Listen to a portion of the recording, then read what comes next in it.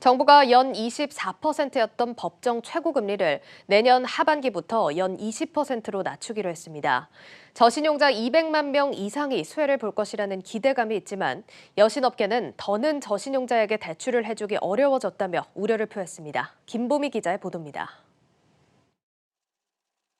대출금리 상한선을 의미하는 법정 최고금리가 내년 하반기부터 연 20%로 떨어집니다. 다만 소급 적용은 하지 않기로 했습니다.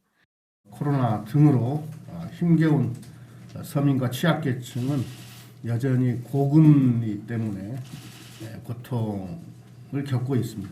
우선 법정 최고금리를 인하해서 서민의 이자 부담을 완화할 필요가 있습니다.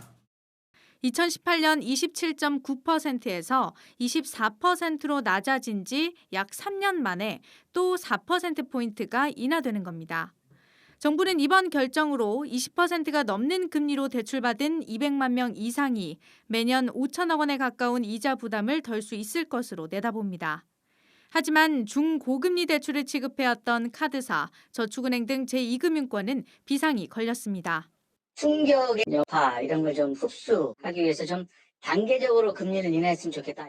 대형사들은 당장은 이제 좀 타격이 있을 것 같긴 하네요. 특히 웰컴, SBI, OK저축은행 등 주요 저축은행들의 가계 신용대출 중 20% 이상은 대출금리가 연 20%를 넘습니다. 상황이 이렇다 보니 저축은행 업계에서는 이번 결정으로 상위 10개사의 총 이자 수익이 적어도 5천억 원가량은 좋게 줄어들 것이란 전망도 나옵니다. 문제는 금융업계의 고민만 커진 것이 아니라는 점입니다.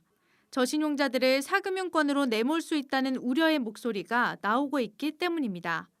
실제로 여신업계는 적정 금리를 받을 수 없는 저신용자에게는 무리해서 대출을 내줄 수 없다는 분위기인데 이번 금리 인하로 약 60만 명가량이 불법 사금융에 노출될 것으로 학계는 추산하고 있습니다.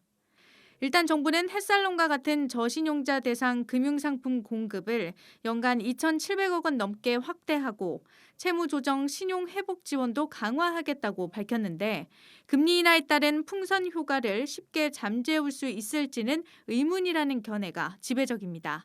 한국경제TV 김보미입니다.